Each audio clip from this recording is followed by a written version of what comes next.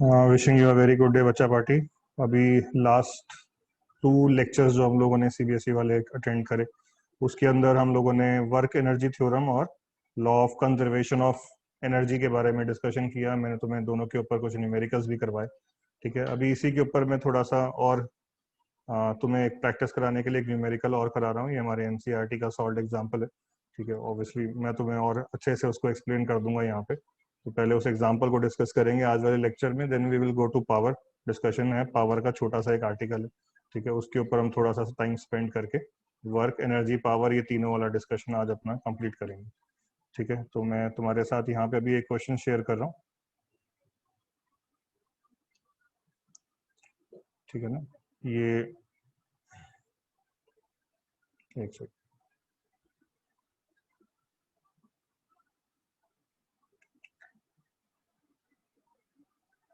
चलो, ये हमारे सामने एक ये एग्जांपल दे रखा है। ये सिमिलर एग्जांपल हम लोगों ने पिछली क्लासेस में भी डिस्कस किया हुआ है। थोड़ा सा इसमें वेरिएशन किया हुआ है एनसीईआरटी में। क्या क्वेश्चन क्या है? टू स्टिमुलेट कार एक्सीडेंट, याद आ रहा है? Auto manufacturer study the collision of moving cars with mounted springs of different spring constant. ठीक है, consider a typical situation with a car of mass 1000 kg moving with a speed of 18 km per hour, 18 into 5 by 18, 5 meter per second on a smooth road and colliding with a horizontal mounted spring of spring constant 6.25 into 10 की power 3 Newton per meter. Find maximum compression in the spring. याद है question किया था? ठीक है, ये उसी का नेक्स्ट क्वेश्चन है हमारे एनसीईआरटी में, बस उसमें थोड़ा सा मॉडिफिकेशन कर दिया। लास्ट टाइम जो हमने क्वेश्चन डिस्कस किया था उसके अंदर जो हमारी फ्लोर थी उसके बारे में हमें कुछ नहीं बता रखा था, तो हमने फ्लोर को स्मूथ मानते हुए क्वेश्चन को डिस्कस किया था। अभी इन्होंने क्वेश्चन में दे रखा है take the coefficient of friction to be 0.5 and now again find calculate, now we have to again find out the maximum compression of the spring. ठीक है, तो तुम्हारे पास यहाँ पे कार है, कार के साथ यहाँ पे हम लोगों ने ये एक स्प्रिंग अटैच कर रखी है। स्प्रिंग का स्प्रिंग कांस्टेंट हमें क्वेश्चन में प्रोवाइड कर रखा है 6.25 इंटू 10 की पावर 3 न्यूटन पर मीटर। ठीक है, तुम्हारे पास जो ये कार है, कार का मास दा रखा है हमें 1000 kg, और नीचे फ्लोर हमने लास्ट टाइम ये सिमिलर क्वेश्चन किया था, स्मूथ माना था। अब की बार हमने नीचे फ्लोर को रफ मानना है। Coefficient of friction is 0.5 and this car is moving with initial velocity of 18 kilometre per hour, 18 into 5 by 18, that is 5 metre per second. Kilometre per hour को मीटर पर सेकेंड में convert करने के लिए, ठीक है, factor याद है सबको, 5 बाई 18। ठीक है, अब ये कार तुम्हारी मूव करते हुए जाएगी और स्प्रिंग को कंप्रेस करेगी। Maximum compression in the spring निकालना है। तो चलो मैं पहले तो रिवाइज कराता हूँ। पिछली क्लासेस में हम लोगों ने पढ़ा work energy theorem. Work done by all the forces acting on a body is equal to change in kinetic energy of the body.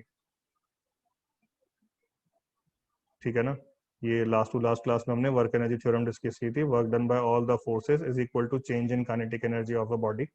फिर हम लोगों ने डिस्कस किया था लास्ट क्लास में कंजर्वेशन ऑफ एनर्जी पढ़ते समय, work done by conservative forces. ठीक है, work done by conservative forces.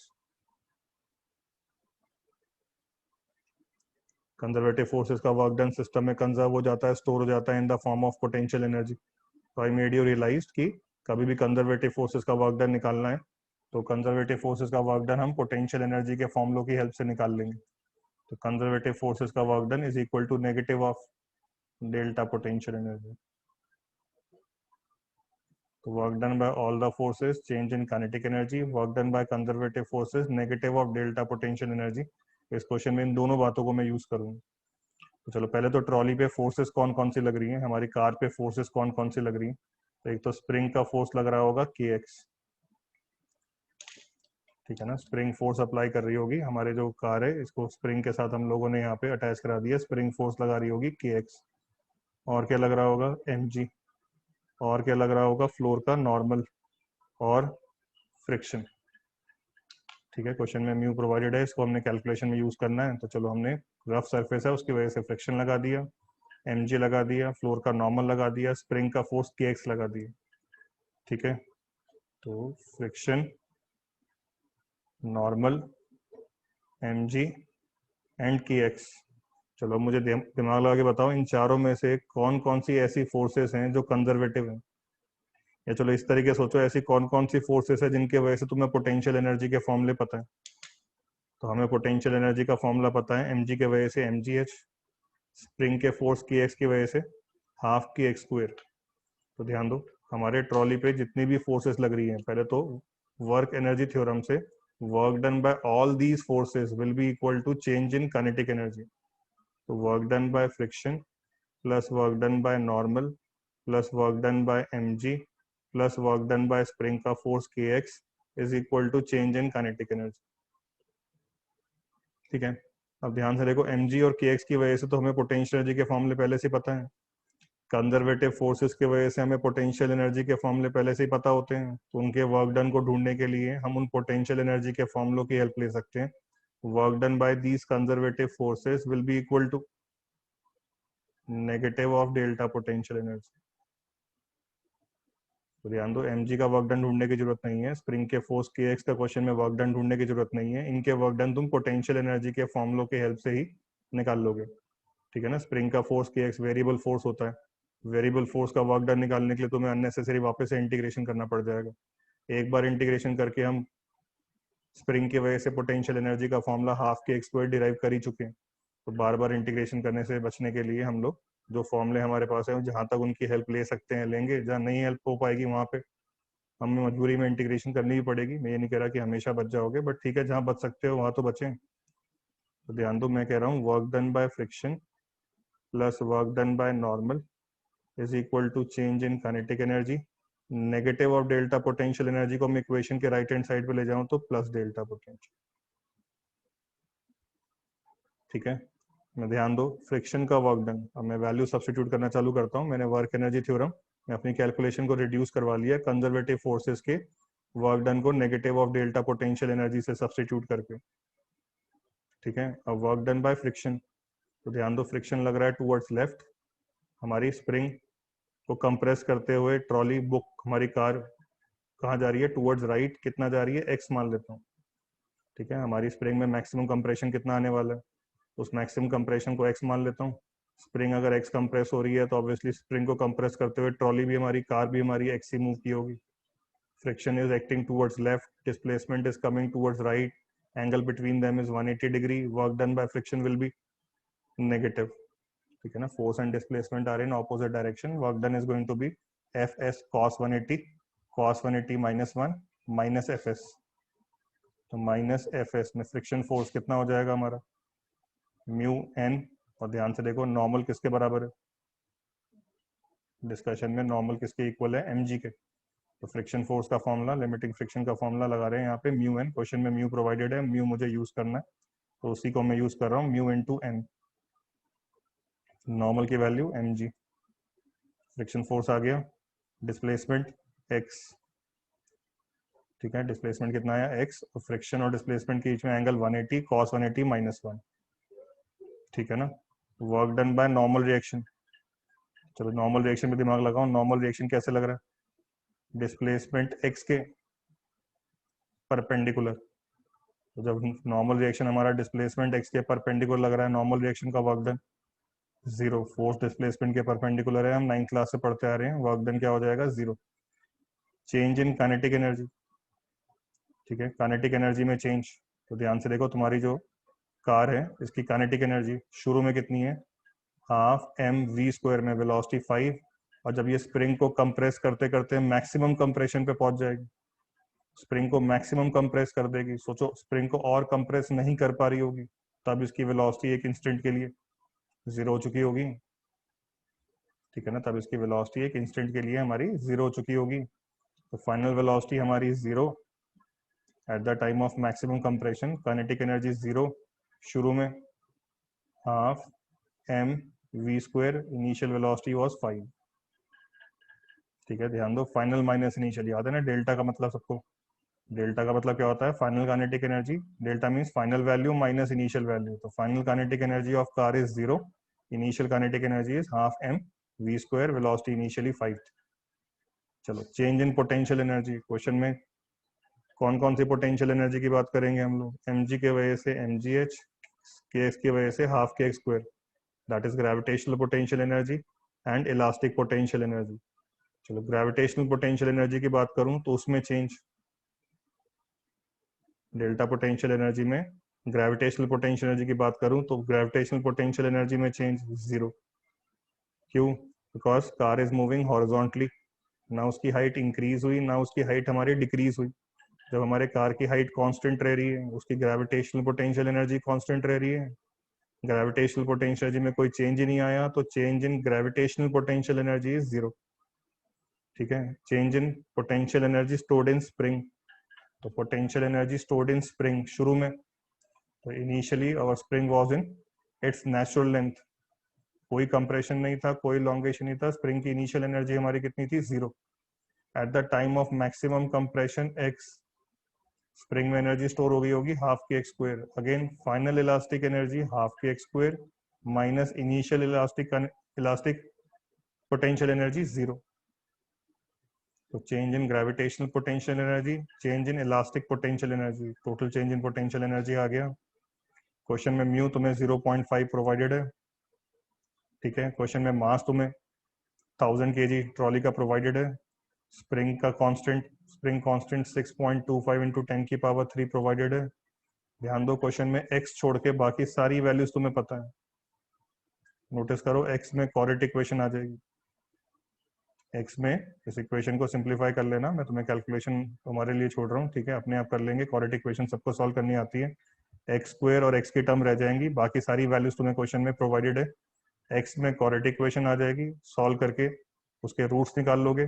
दो रूट आ जाएंगे, एक पॉजिटिव और एक नेगेटिव, और नेगेटिव रूट का यहाँ पे हमारा कोई सेंस नहीं बनता, पॉजिटिव वाला रूट ही हमारा आंसर हो जाएगा। कितना आ जाएगा? तो मैं तुम्हें आंसर बता रहा हूँ, आंसर आएगा हमारा 1.35 मीटर। ठीक है, क्वाड्रेटिक इक्वेशन सॉल्व करके तुम वेरीफाई करोगे x की वैल्यू 1.35 मीटर। ठीक है, समझ में आ गया? स्टार्टिंग में कैलकुलेशन कैसे करी, मेरा मेन बात कॉन्सेप्ट समझाने का था। Work done by all the force is equal to change in kinetic energy. All the forces के अंदर वो फोर्सेस जिनकी वजह से मुझे पोटेंशियल एनर्जी के फॉर्मूले पता थे, उनका वर्क डन मुझे वापस से कैलकुलेट करने की जरूरत नहीं है। उनका वर्क डन ढूंढने के लिए मैंने हेल्प ले ली हमारे लास्ट क्लास के relation. Work done by conservative forces is equal to negative of delta potential energy. Negative of delta potential energy को मैं राइट हैंड साइड पे ले गया, तो राइट हैंड साइड पे delta kinetic energy plus delta potential energy. Left hand side पे क्या बच गया? Work done by friction plus work done by normal. बस आगे वैल्यूज कैसे सब्स्टिट्यूट की तुमने फॉलो किया ही होगा। ठीक है, क्लियर हुआ? नोट कर लो।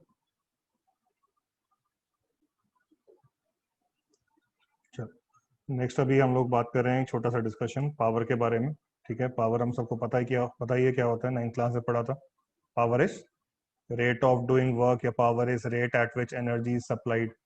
ठीक है, तो चलो इसी पावर के ऊपर जो बातें तुम्हें पता है वो भी रिवाइज करेंगे, और जो तुम्हें थोड़ी बहुत एक्स्ट्रा बतानी है उनके ऊपर। तो सबसे पहले पावर ऑफ अ पर्सन और power of a machine is defined as the time rate at which work is done by. कोई भी मशीन है वो किस रेट पे वर्क कर रही है, कोई भी आदमी है वो किस रेट पे वर्क कर रहा है। Rate of doing work is called power. ठीक है, तो power is rate of doing work, हम सबने सुना हुआ है। तो पावर का फॉर्मूला हम सबने 9th क्लास में पढ़ा हुआ है, work done upon time taken. ठीक है ना, पावर का फॉर्मूला हम सब लोगों ने पढ़ा हुआ है, पावर का expression work upon time taken. ठीक है, पर अभी मैं तुम्हें रियलाइज करा रहा हूँ, वर्क अपॉन टाइम पावर का फॉर्मूला है, बट कौन सी पावर का? ध्यान देना, एवरेज पावर का। ठीक है, पावर का फॉर्मूला है, बट कौन सी पावर का? एवरेज पावर का। ठीक है, तुम लोग जैसे काइनेमेटिक्स में पढ़ते थे, काइनेमेटिक्स में हम लोगों ने पास्ट में डिस्कशन किया हुआ है, velocity is equal to displacement upon time. ठीक है, total displacement upon total time velocity मिल जाती है, पर कौन सी वेलोसिटी? ठीक है, एवरेज वेलोसिटी। ठीक है, total displacement upon total time से हमें वेलोसिटी मिल जाती है, पर कौन सी velocity? Average velocity. Instantaneous velocity कैसे ढूंढते हैं? ds by D T. याद है सबको, instantaneous velocity ds by D T. Same कहानी यहाँ पे, अगर मैं total work upon total time करूंगा मुझे पावर मिल तो जाएगी, पर पावर की कौन सी वैल्यू? Average value. ठीक है ना, कौन सी पावर मिलेगी? Total work upon total time will provide us average power. ठीक है ना, कभी किसी पर्टिकुलर इंस्टेंट ऑफ टाइम पे तुम्हें पावर निकालनी है, दैट इज इंस्टेंटेनियस पावर निकालनी है, तो तुम्हें हेल्प लेनी पड़ेगी डिफरेंशिएशन की। इंस्टेंटेनियस पावर हमें किससे मिलने वाला है? D W by D T. Total work by total time, average power. Instantaneous power निकालनी है तो D W by D T. ठीक है, that is the power at a particular instant of time. Instant of time is the ratio of small work done D W two the small interval D T around T. ठीक है, T time के आसपास हमने एक छोटी सी time interval ले ली D T. उस छोटी सी टाइम इंटरवल डी टी में कितना वर्क हुआ, D W by D T. उस इंस्टेंट के आसपास की हमारी पावर आ गई ना, इंस्टेंटेनियस पावर। ठीक है, बात समझ में आया? तो इंस्टेंटेनियस पावर के लिए D W by D T, total work by total time, जो हम 9th क्लास से पढ़ के बैठे थे, पावर का ही फॉर्मूला था, but that provides us average power. खैर अभी इंस्टेंटेनियस पावर का ही यहाँ पे मैं एक और एक्सप्रेशन तुम्हारे सामने डिस्कस कर रहा हूँ। हमारे पास instantaneous power D W by D T में डी डब्ल्यू को हम रिप्लेस कर देते हैं एफ डॉट डी एस। ठीक है, वर्क डन का formula F dot S, D W क्या हो जाएगा, एफ डॉट डी एस। तो पावर का एक्सप्रेशन, इंस्टेंटेनियस पावर का expression D W by D T में मैंने वर्क डन डी डब्ल्यू को रिप्लेस कर दिया एफ डॉट डी एस से। ध्यान दो, एफ डॉट डी एस से रिप्लेस करने पे हमारे पास यहाँ पे आ गया D S by D T. D S by D T rate of change of displacement क्या हो जाएगा हमारा, instantaneous velocity. D S by D T हम सबको मालूम है क्या होता है, इंस्टेंटेनियस वेलोसिटी। तो instantaneous power due to a force is going to be value of force at that particular instant of time, that is instantaneous force multiply by instantaneous velocity। और फिर से force vector, velocity vector multiply करके power, scalar quantity हमें चाहिए, तो कौन सा product लेंगे हम, स्केलर प्रोडक्ट, डॉट प्रोडक्ट।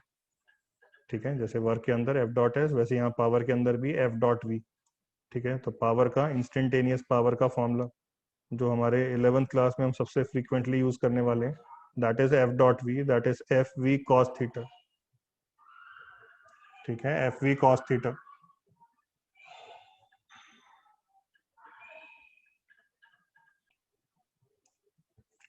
ठीक है, तो जैसे वर्क डन का फॉर्मूला हमारा f dot S F S cos theta होता था, ऐसे इंस्टेंटेनियस पावर का फॉर्मूला क्या हो जाएगा हमारा, f dot V F V cos theta. फिर से वही पुरानी कहानी, अगर फोर्स और वेलोसिटी के बीच में जो हमारा एंगल है वो एक्यूट हुआ, फोर्स और वेलोसिटी के बीच में हमारा एंगल एक्यूट हुआ, तो F dot V F V cos theta positive आ जाएगा, power positive, instantaneous power positive. यहीं पे जो फोर्स बॉडी पे एक्ट हो रही है वो वेलोसिटी के परपेंडिकुलर एक्ट हो रही है, डिस्प्लेसमेंट वेलोसिटी के परपेंडिकुलर, डिस्प्लेसमेंट के perpendicular, work done zero, power zero. फॉर्मूले से भी F V cos theta cos 90 zero. और ऐसी फोर्स जो हमारी बॉडी पे एक्ट हो रही है वो वेलोसिटी के ऑब्ट्यूस एंगल बना रही है, तो power F dot V F V cos theta, second quadrant में कॉस थीटा की वैल्यू नेगेटिव होती है, पावर हमारी नेगेटिव आ जाएगी। तो instantaneous power due to a force is going to be positive, zero और नेगेटिव डिपेंडिंग तुम्हारे फोर्स वेक्टर और वेलोसिटी वेक्टर के बीच में एंगल एक्यूट है, 90 है या ऑब्ट्यूज है। एग्जैक्टली वही वर्क वाली कहानी, सिमिलर फॉर्मूला है, वहाँ पे एफ एस कॉस थीटा था, यहाँ पे एफ वी कॉस थीटा। चलो इसके बाद कॉमन यूनिट्स ऑफ पावर जो हम लोग यूज करते रहेंगे इस चैप्टर के अंदर, ऐसा यूनिट्स के बारे में ही मेजरली बात करेंगे। ठीक है, तो power units of power, power like work and energy is a scalar quantity, अभी मैं बता ही रहा था। इस dimensions are m1 l2 t minus T. ठीक है ना, वर्क का m1 l2 t minus two, work upon time m1 l2 t minus two upon t, that is m1 l2 t minus 3। ये हमारा पावर का dimensional formula, unit dimension errors में हम past में ही पढ़ चुके हैं। ऐसा यूनिट क्या हो जाएगी इसकी, वॉट। ठीक है, तो ध्यान दो, power work upon time, power work upon time में वर्क यूनिट क्या होती है, जूल, टाइम की यूनिट क्या होती है, सेकेंड। तो पावर की यूनिट 1 वॉट क्या हो जाएगी, 1 joule per second. 1 watt is equal to 1 joule per second.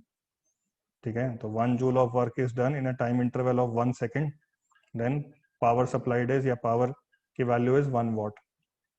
ठीक है, 1 वॉट समझ में आ रहा है, जब कोई बॉडी 1 जूल का वर्क करे, ठीक है, कोई मशीन 1 जूल का वर्क करे ना टाइम इंटरवल ऑफ 1 सेकेंड, तो तुम्हारी मशीन की पावर क्या हो जाएगी, 1 watt. 1 watt is 1 joule per second. ठीक है, power of an agent is said to be 1 watt if it can do 1 joule of work in 1 second. ठीक है ना, 1 वॉट डिफाइन करने को आ जाए हमारे स्कूल में, तो कैसे डिफाइन करना है, 1 what work will be, sorry 1 what power will be supplied by an agent if that agent is doing work of 1 joule in a time interval of 1 second। ठीक है, another popular unit of power, ठीक है, फिर से 9th class में तुमने पढ़ा था हॉर्स पावर। तो कन्वर्जन फैक्टर याद रखना है, कई बार हॉर्स पावर में तुम्हें क्वेश्चन में पावर प्रोवाइड कर देंगे या बोल देंगे क्वेश्चन में पावर हॉर्स पावर में कैलकुलेट करो, तो तुम्हें ये कन्वर्जन फैक्टर याद होना चाहिए, 1 horse power is equal to 746 watt. ठीक है, 1 horse power is equal to 746 watt, याद रखना है तुमने।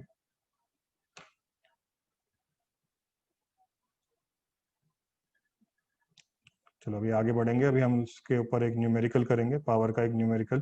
ठीक है, फिर से जो हमारे एनसीईआरटी में दिया हुआ है वही एक रिकॉर्ड, तो एग्जांपल तुम्हारे सामने मैं यहाँ डिस्कस करता हूँ। चलो, तो ये एग्जांपल जो मैं तुम्हें बताना चाह रहा था उसको पहले रीड करते हैं, क्या लैंग्वेज दे रखी है। तो an elevator can carry a maximum load of 1800 kg, 1800 kg बता रखा है मास तुम्हें, जो मैक्सिमम लोड एलिवेटर होल्ड कर सकता है, और एलिवेटर का वेट प्लस पैसेंजर का वेट मिला के। ठीक है, तो an elevator can carry a maximum load of 1800 kg, that is elevator plus passenger is moving up with a constant speed of 2 metre per second. ठीक है, एलिवेटर है, पैसेंजर से भरी हुई है, 2 मीटर पर सेकेंड की कांस्टेंट स्पीड से ऊपर जा रही है। The frictional force opposing the motion is 4000 Newton. Determine the minimum power delivered by the motor to the elevator in watts as well as in horse power. ठीक है, जैसे अभी बता रहा था, कन्वर्जन फैक्टर याद रखना है। हॉर्स पावर के अंदर भी कई बार क्वेश्चन के आंसर पूछ लेंगे या वैल्यूज हॉर्स पावर में प्रोवाइड कर देंगे। फिर अभी पहले तो समझना चालू करो, एलिवेटर ये हमारी जो लिफ्ट है, उस लिफ्ट का टोटल मास कंटेंट क्वेश्चन के अकॉर्डिंग कितना है, 1800 kg। ठीक है, इसमें लिफ्ट का मास भी है, अंदर बैठे पैसेंजर्स का मास भी है। ठीक है, it is moving up with constant speed of 2 metre per second. ठीक है, तो ऊपर मूव कराने के लिए ऑब्वियसली इसके ऊपर कुछ ना कुछ एक्सटर्नल फोर्स लग रही होगी, मोटर की वजह से, मोटर की रोप की वजह से कुछ ना कुछ एक्सटर्नल फोर्स लग रही होगी जो इसको पुश करके ऊपर ले जा रही होगी। साथ में और कौन सा फोर्स लग रहा होगा, तो एक तो उसका खुद का वेट लग रहा होगा mg, प्लस क्वेश्चन बता रखा है कि इसके मोशन को रजिस्ट करने के लिए कुछ रेजिस्टेंस फोर्सेस भी लग रही हैं 4000 न्यूटन की। उन रेजिस्टेंस फोर्सेस को मैं एफ आर से दिखा देता हूँ। अभी कांस्टेंट वेलोसिटी से हमारी लिफ्ट ऊपर जा रही है, एलिवेटर कांस्टेंट वेलोसिटी से ऊपर जा रहा है, तो उसका acceleration is zero. Velocity constant तो acceleration is zero. Acceleration zero तो मैं फोर्सेस बैलेंस कर सकता हूँ। ठीक है ना, एक्सेलरेशन जीरो है तो मैं बॉडी पे लगने वाली फोर्सेस को बैलेंस कर सकता हूँ। तो मोटर की वजह से जो भी फोर्स अप्लाई हो रही है तुम्हारी लिफ्ट के ऊपर, तो from free body diagram, short में मैं लिख रहा हूँ FBD of elevator, we have external force by motor minus mg minus friction, net force is equal to mass into acceleration में एक्सेलरेशन जीरो।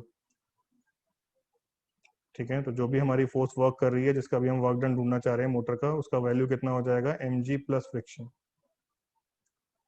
चलो, मास कितना है हमारे सिस्टम का, मास कितना है 1800। क्वेश्चन में जी की वैल्यू कुछ नहीं बता रखी, तो चलो हम कैलकुलेशन को आसान रखने के लिए जी 10 ले लेते हैं। फ्रिक्शनल फोर्सेस हमें क्वेश्चन में प्रोवाइड कर रखी हैं 4000 न्यूटन।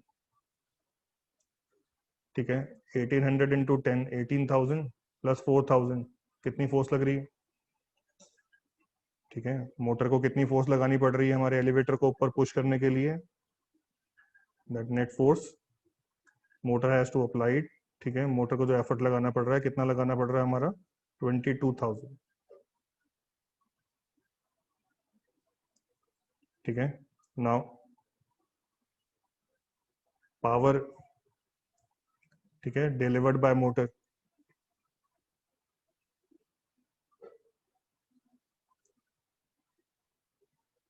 पावर का फॉर्मूला अभी तो मैंने पढ़ाया, क्या होता है, एफ डॉट वी। ठीक है, फोर्स कैसे लग रही है, अपवर्ड, वेलोसिटी कैसे है, अपवर्ड, फोर्स और वेलोसिटी के बीच में angle zero, cos zero one. ठीक है, कॉस जीरो वन। तो फोर्स अभी हमने कैलकुलेट करी 22,000। वेलोसिटी हमें क्वेश्चन में दे रखी है एलिवेटर की 2 metre per second. 22,000 into two, power delivered कितनी आ गई हमारे पास, 44,000 वॉट। ठीक है, फिर हमें बोला पावर जो है हॉर्स पावर में भी बताओ, तो एक बार हम लोग हॉर्स पावर में भी कैलकुलेट कर लेते हैं। हॉर्स पावर में कैलकुलेट करने के लिए क्या करोगे, ठीक है, हॉर्स पावर में कन्वर्ट करने के लिए क्या करोगे, ठीक है, 746 से divide, 1 horse power is equal to 746 watt, conversion factor use कर रहा हूँ। ठीक है, सॉल्व करके देखना इसको। ठीक है, सॉल्व करने पे वैल्यू आएगी 58.9 समथिंग। ठीक है, तो मैं अप्रोक्सीमेटली इसको 59 हॉर्स पावर लिख देता हूँ। ठीक है, तो power delivered by motor in what बताना था एंड हॉर्स पावर बताना था, हमने दोनों कैलकुलेट करके दिखा दिया। हम की बात पावर का फॉर्मूला जो मेजरली हमारे यूज आने वाला है 11th क्लास के अंदर, दैट इज एफ डॉट। ठीक है, जहाँ भी हम पावर की बात करेंगे, मोटर है, मोटर की पावर इंस्टेंटेनियस पावर निकालनी है। इंस्टेंटेनियस पावर के लिए D W by D T बहुत रेयरली काम आएगा, मेजरली जो काम आने वाला है एफ डॉट वी। ठीक है, तो पावर के बारे में डिस्कशन कुछ खास नहीं था, ये छोटे से फॉर्मूले हैं। एवरेज पावर की बात हो रही है तो work upon time, total work upon total time. Instantaneous power की बात हो रही है तो D W by D T, और D W by D T से ज्यादा क्या काम आने वाला है, उसी से हम लोगों ने सिंप्लीफाइड जो रिलेशन निकाला एफ डॉट। ठीक है, तो वर्क की बात हो गई, एनर्जी की बात हो गई, पावर की बात हो गई। इसके बाद चैप्टर में जो हमारा नेक्स्ट आता है इसके अंदर कोलिजन्स। ठीक है, कोलिजन्स के बारे में यहाँ पे इसी चैप्टर के अंदर हमारे एनसीईआरटी में डिस्कशन कर रखा है। ठीक है, तो कोलिजन्स का डिस्कशन फिर हम लोग नेक्स्ट लेक्चर में करेंगे, अभी एक लेक्चर और लगाएंगे हम लोग। ठीक है, उसमें कोलिजन्स के ऊपर डिस्कशन करके फिर ये हमारा चैप्टर कंप्लीट हो जाएगा। ठीक है, तो अभी इस लेक्चर के लिए इतना ही।